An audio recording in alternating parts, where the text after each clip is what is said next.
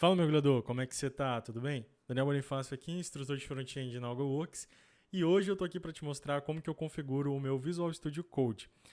Na verdade, eu vou mostrar uma partinha de todo o meu setup, né? Não vou mostrar como que eu configuro tudo, senão ia ficar um vídeo de 50 minutos aqui no mínimo, mas eu vou mostrar basicamente como que eu configuro o meu Visual Studio Code e vou mostrar todos os meus componentes, né? Tudo que eu utilizo no meu dia a dia aqui para ter produtividade desenvolvendo em React.js, tá bom? Então, a primeira coisa que eu vou mostrar para vocês é o Git, né? Obviamente, eu utilizo o Git para fazer o controle de versão. Então, é uma das coisas assim que já vem pré-configuradas na minha máquina. No que vem pré-configurado assim, mas quando eu faço uma instalação fresh do Windows, a primeira coisa que eu faço é instalar o Git já para não esquecer, né? Porque eu vou precisar dele em algum momento. O segundo caso aqui, né? O segundo carinha que eu utilizo é o Yarn, tá? Eu gosto muito de utilizar o Yarn ao invés de utilizar o NPM para gerenciar pacotes, né? Então o Yarn ele vem ali como teoricamente um concorrente do NPM. Eu acho ele um pouco mais rápido, gosto muito da forma da utilização dele e eu também sou um pouco viciado, eu sou acostumado a utilizar o Yarn.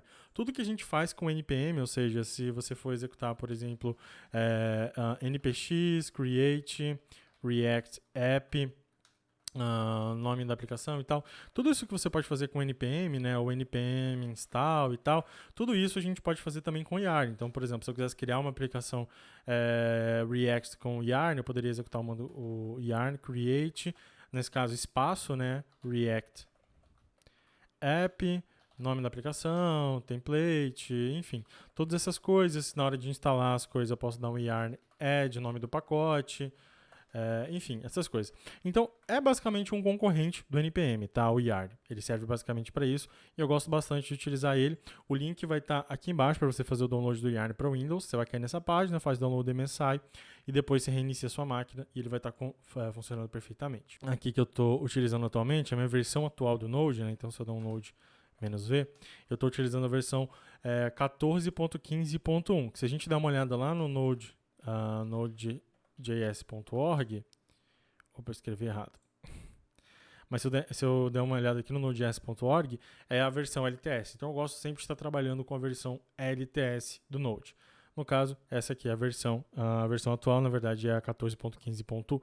Então beleza, uso o Git, uso o Yarn para gerenciar pacotes. O Node.js eu gosto sempre de estar utilizando a versão LTS.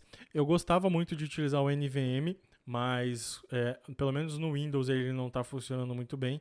Então eu estou baixando sempre aqui da versão direta do Node.js. Então agora eu vou mostrar como que eu configuro o meu Visual Studio Code. Então eu vou baixar o Visual Studio Code aqui de novo, ok? Na verdade é a primeira vez que eu estou baixando ele aqui nessa máquina, eu acabei de formatar ela, né? E eu vou fazer a instalação dele. Então a configuração dele já começa no meio da instalação. Deixa eu trazer a instalação para o monitor aqui de gravação. Então, para fazer a instalação, a gente tem que aceitar os termos, ok, nada demais. Vou fazer a instalação dele aqui no path padrão mesmo. Pode deixar esse nome aqui mesmo.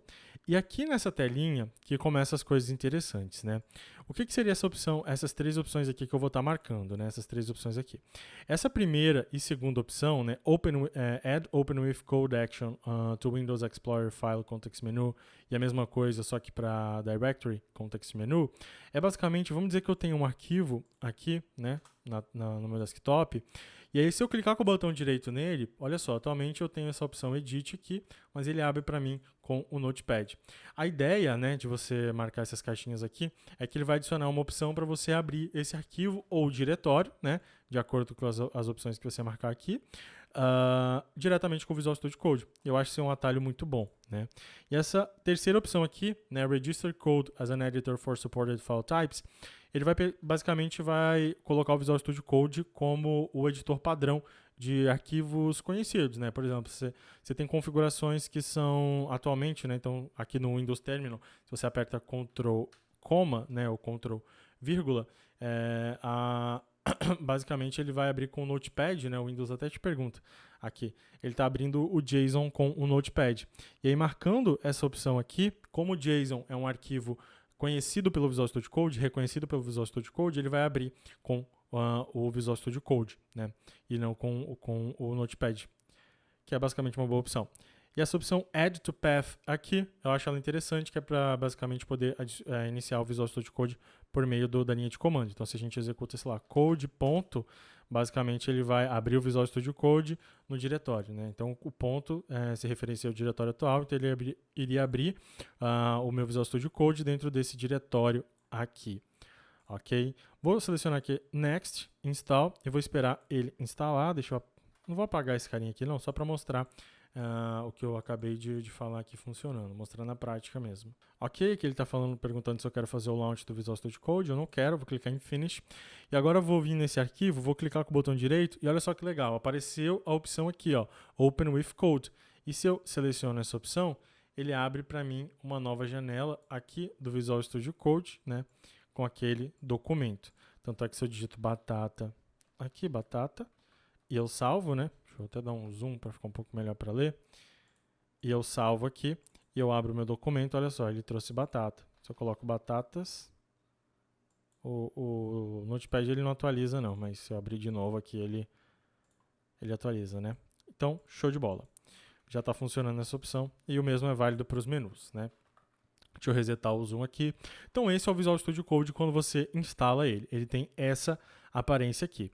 Eu estou com uma aplicação em React, né, nesse momento. Então deixa eu fechar e abrir o Windows Terminal aqui de novo. Então Windows Terminal.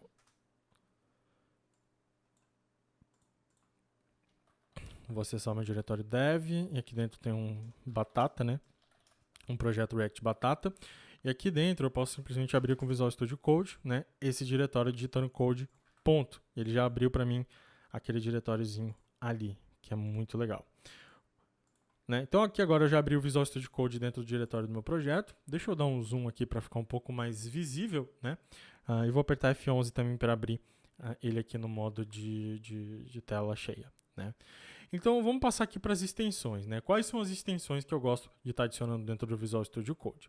Então, a primeira extensão, assim, que eu acho que é primordial para mim também, é essa extensão chamada ESLint, né? Então, é só você vir aqui nesse ícone de extensões e procurar por ESLint aqui em cima, certo? E eu vou instalar essa extensão. Porque, basicamente, né, o Visual Studio Code, né, na verdade, o Visual Studio Code não, qualquer projeto decente atualmente, a gente utiliza, né, o ESLint para fazer o lint, né, para verificar erros e forçar estilo de código dentro dele. E basicamente essa extensão que vai ajudar a gente a integrar o Visual Studio Code com o ESLint. E depois que você instala ela, olha só que legal, se você abrir o arquivo app.js, aqui embaixo tá falando que o ESLint, ó, tá vendo que eu passei o cursor aqui, ele já até bloqueou, tá falando que o ESLint ele não tá rodando, né, aqui. Então a gente precisa permitir com que o ESLint rode dentro da Node Modules. Então eu vou simplesmente clicar aqui nesse ESLint e vou marcar essa opção Allow ou Allow Everywhere, né? Se eu marcar em Allow no próximo projeto que eu iniciar ou abrir, eu vou ter que fazer isso novamente. E se eu coloco em Allow Everywhere, ele sempre vai permitir com que a gente execute o ESLint lá da Node Modules. Eu vou marcar essa opção Allow Everywhere, beleza? E aqui agora já está o ESLint já está rodando. Tanto é que se eu venho aqui e eu coloco uma regra, né? Então se eu adiciono aqui essa regra do indent, né? Essa regra que eu adicionei ela na mão, tá? Que é basicamente para forçar a indentação correta lá no meu projeto. E eu dou um tab errado aqui, por exemplo, olha só, ele já me deu um erro, né? Ficou tudo vermelhinho. Se eu passo o cursor aqui em cima, ele fala, ó, espera a indentação de 6 espaços, né? Ou seja, ele esperava que só tivesse 6 espaços aqui, mas na verdade ele encontrou, foram 8 espaços, né? Porque eu apertei um tab, então ele encontrou 8 espaços aqui. E aí se eu dou um Ctrl S, olha só, ele acaba não corrigindo, né, para mim automaticamente. Então essa extensão do ESLint aqui, ela corrige algumas coisas automaticamente pra gente. A gente pode configurar ela para corrigir algumas coisas automaticamente. Então eu vou apertar Ctrl, né, que seria basicamente Ctrl e vírgula, ok? Ou eu poderia abrir aqui em cima em File, Preference, Settings, também iria cair na mesma tela. E aqui em cima tem essa opção aqui, ó, no canto superior direito tem Open Settings JSON. E eu vou marcar essa caixinha aqui, né? Na verdade, vou marcar não, vou selecionar esse ícone aqui. E aqui dentro dele, eu vou adicionar uma nova opção chamada Editor.CodeActionsOnSave, ou seja, as ações, né, no meu código, no ato de salvar o meu arquivo. E eu vou adicionar um source.fixal.eslint, vou marcar ela como true, e a partir do momento que eu marquei ela como true e eu voltei para o meu app.js, eu vou simplesmente apertar Ctrl S e olha só, ele corrigiu esse erro para mim. E se eu tenho um erro aqui em diversas linhas, né, tem muita coisa que está fora de indentação, sei lá, se eu coloco uns negócios muito toscos assim fora de indentação, eu simplesmente apertando Ctrl S, ele corrigiu tudo para mim. E aí você deve estar falando, pô Daniel, mas o meu projeto React ele não vem com esse negócio de indentação, como é que você colocou isso aí? Basicamente, como eu falei, eu vim aqui no package.json e adicionei essa regra de indentação. Eu poderia inclusive adicionar outra regra, né, como JSX indent props, por exemplo, que ele força a indentação das props, né? Então se a minha prop estiver no lugar errado, ele vai colocar isso aí. Eu vou deixar um link aqui na descrição do vídeo para o vídeo passado, na qual eu mostrei como que você configura essas regras. Na verdade, como que você padroniza o seu código React. Você pode configurar várias regras como essa aqui para deixar o seu código mais padronizado e deixar essa padronização também de forma automática. Então, basicamente, esse aqui é o ESLint, né? Outro carinha que eu gosto de instalar dentro do meu projeto também é o Git Lens, ok? Então, o Git Lens aqui, que é basicamente eles chamam de Git Supercharged, né? Porque o VS Code ele já vem com uma integração do Git aqui. Então a gente pode pegar, adicionar as coisas aqui para a fila de staging, fazer um commit aqui, colocar uma mensagem de commit, commitar, enfim, dá pra gente, ele já tem essa integração. Mas o Git Lens, ele é basicamente um plus, né? Ou seja, como eles falam, supercharged, né? É o Git ali com sobrecarregado. Ou seja, tem muito mais coisa em relação a Git aqui. Eu vou instalar ele, ok? Na minha máquina. E aqui ele vai abrir essa setinha, essa setinha não, na verdade, essa abinha aqui, né? Perguntando como que você quer configurar ele. Eu deixo na configuração padrão aqui mesmo. E aí se eu dou um close ali, né, ele basicamente já fecha. E eu tenho muitas informações aqui, tipo, sobre o meu arquivo. Então vamos dizer que eu tenho no app.js. Olha só, foram 2 commits que foram feitos aqui, né? Fiz o commit inicial 24 minutos, escrevi um outro commit batata 22 minutos. Se eu clico no commit, eu consigo ver exatamente o que eu mudei. Então, eu adicionei esse botão aqui escrito batata. E o mais interessante, eu acho assim, além dessa abinha, é que, por exemplo, ele adiciona, deixa eu até dar um zoom um pouco maior aqui, ele adiciona, quando você clica na linha, ele adiciona basicamente um resumo, né, de quem alterou a linha, quando e qual foi o commit que surtiu essa alteração. Inclusive, você pode clicar aqui no link do commit e você tem algumas ações que você pode tomar em relação a esse commit. Então, eu gosto bastante dessa extensão. Ela tem muita coisa para mostrar, não dá para mostrar tudo aqui, beleza? Mas eu recomendo que você saia explorando ela. Dê uma olhada em como ela funciona.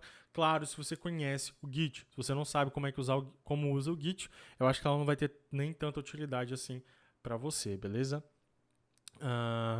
Então agora que eu já configurei o ESLint, já configurei o Git Lens, eu vou estar configurando mais 2 coisinhas aqui. A primeira delas é basicamente o tema, né? Eu gosto muito de um tema também da Git, que vai ter Git no nome, né? Que é o tema do GitHub, né? Se você coloca aqui GitHub Theme aqui nas extensões, você pode instalar esse tema do GitHub e ele traz 2 temas muito bonitos, que é tanto o tema Light, né? Que eu acho ele muito bonito, que é o próprio tema lá que você tem quando você está utilizando o GitHub. E para quem gosta de tema Dark, ele também, né? Deixa eu colocar aqui Color Theme.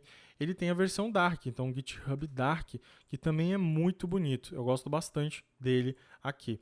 Então é um tema que eu curto muito utilizar, tá? É esse aqui. Estou curtindo muito utilizar ele atualmente. Eu troco de tema preferido muitas vezes no ano, né? Mas ultimamente eu estou gostando bastante desse tema aqui.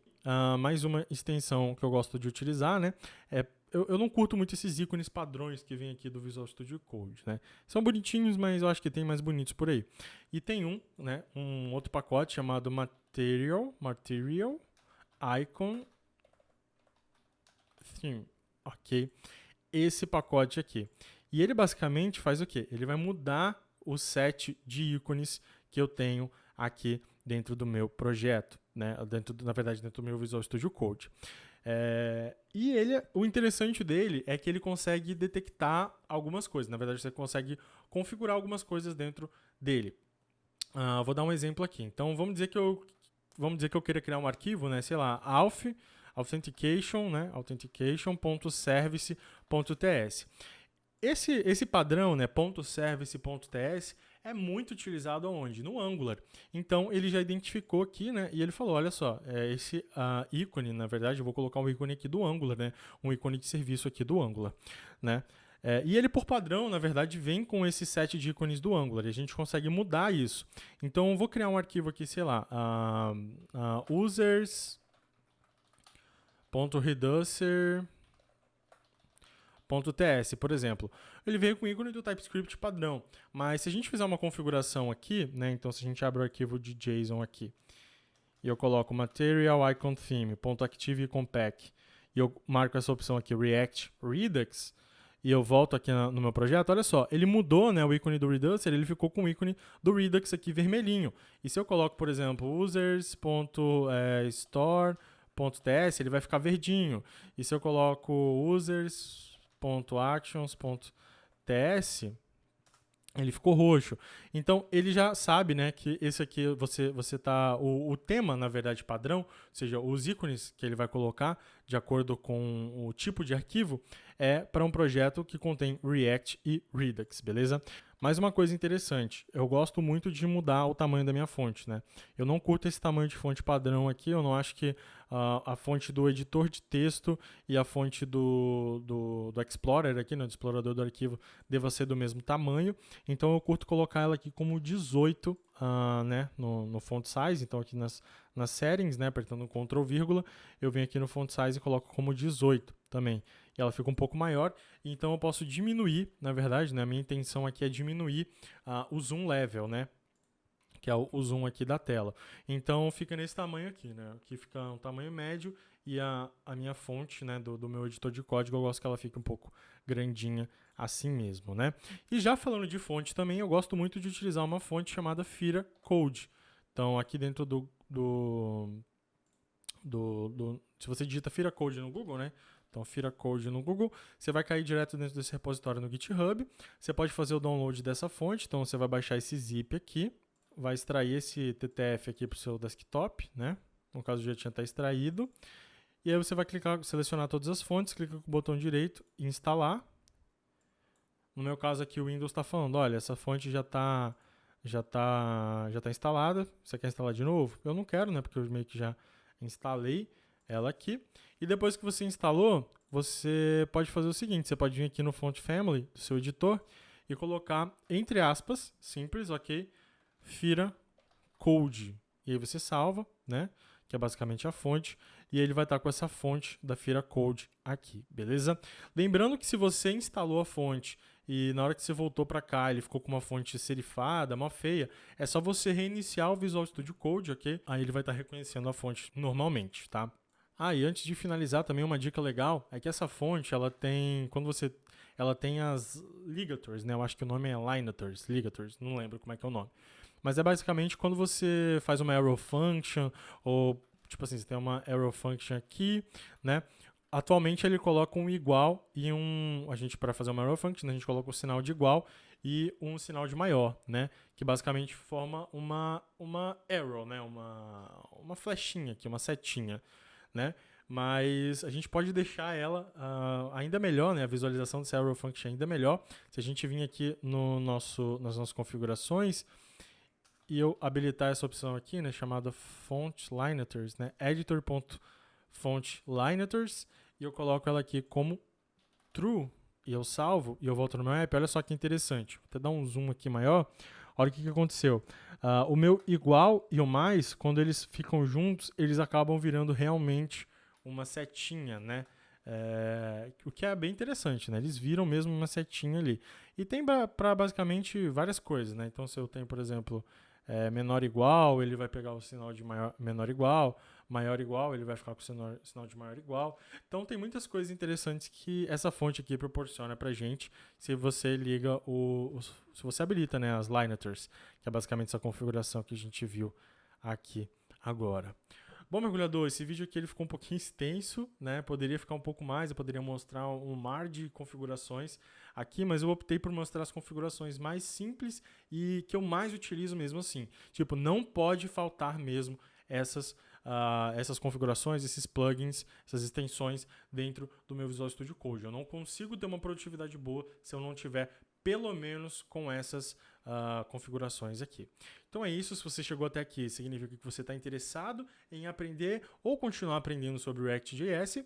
E se você quer sair do nível 0 ou iniciante ao nível intermediário em React.js, eu vou deixar um link aqui na descrição para você, beleza? Do curso de Ignição React. A proposta dele é realmente levar você do 0 ao nível intermediário em React.js, tá bom? O link tá aqui, é o primeiro link que tem na descrição, tá bom? Eu vou deixar aqui também na descrição o link para o Yarn, para essa documentação do S-Lint que eu falei. Enfim, vão ter mais alguns links aqui na descrição se você quiser ir lá dar uma olhada, tá bom? É isso, mergulhador. Espero que você tenha gostado desse vídeo. Eu fiz ele com muito carinho para você aqui. E vejo você no próximo, né?